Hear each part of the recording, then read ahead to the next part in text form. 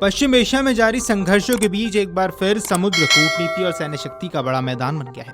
क्षेत्र में तनाव कम करने की कोशिशों के बीच यूनाइटेड स्टेट्स सेंट्रल कमांड यानी कि सेंटकॉम ने शनिवार को एक अहम जानकारी साझा की है, जिसने वैश्विक रणनीतिक हलकों में हलचल बढ़ा दी है। अमेरिका ने दावा किया है कि ईरानी बंदरगाहों के समुद्री घेराबंदी शुरू करने के बाद अब तक 21 जहाजों को वापस लौटने पर मजबूर किया गया है। ये कदम सिर्फ सैन्य कार्रवाई नहीं बल्कि एक व्यापक रणनीति का हिस्सा माना जा रहा है, जिसका मकसद ईरान पर कूटनीतिक और आर्थिक दबाव बढ़ाना है ताकि क्षेत्र में चल रहे संघर्षों का समाधान निकाला जा सके। अमेरिका ने हाल ही के दिनों में पश्चिमी एशिया के समुद्री इलाकों में अपनी सैन्य मौजूदगी को काफी बढ़ा दिया है।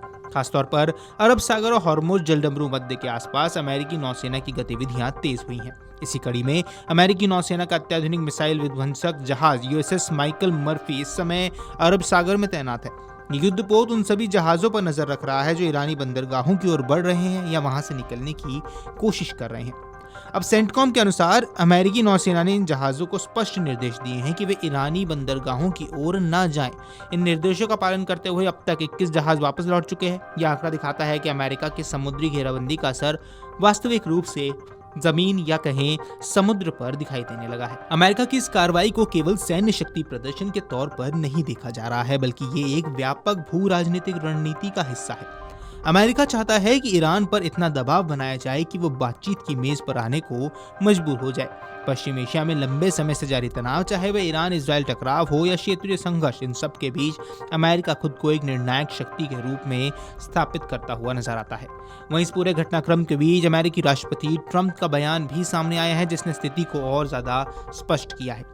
ट्रंप ने अपने social media platform truth social पर पोस्ट करते हुए कहा कि ईरान के बंदरगाहों की घेराबंदी तब तक जारी रहेगी जब तक कि ईरान के साथ पूरी तरह ठोस और 100% समझौता नहीं हो जाता है। उन्होंने ये भी कहा कि ये प्रक्रिया तेजी से पूरी होनी चाहिए, जिससे संकेत मिलता है कि अमेरिका जल्द से जल्द कोई निर्णायक नतीजा चाहता है। ट्रंप का यह बयान बताता है कि अमेरिका इस मुद्दे पर पीछे हटने के मूड में नहीं है और वह अपने दबाव को लगातार बनाए रखना चाहता है। अमेरिका की इस सख्ती पर ईरान की भी तीखी प्रतिक्रिया सामने आई है। ईरान की संसद के अध्यक्ष मोहम्मद बागेर गलीबाफ ने ट्रंप के बयान की आलोचना करते हुए साफ कहा कि हॉर्मुज पर नियंत्रण पूरी तरह तेहरान के हाथ में रहेगा।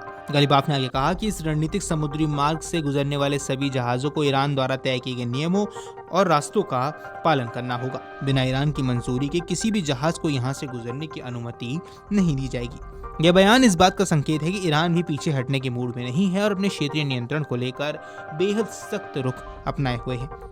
वहीं आपको बता दें, दिलचस्प बात यहाँ ये है कि हाल ही में ईरान ने इस रणनीतिक मार्ग को फिर से खोलने का ऐलान किया था और ये फैसला इजराइल और लेबनान के बीच हुए संघर्ष विराम से जुड़ा बताया जा रहा है।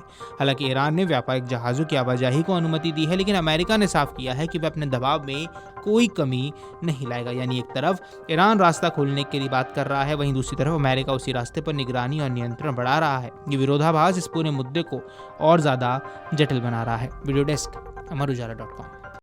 अगर आप ये वीडियो YouTube पर देख रहे हैं तो हमारे चैनल को सब्सक्राइब कर बेल आइकन दबाएं और Facebook पर देख रहे हैं तो हमारे पेज को लाइक करें।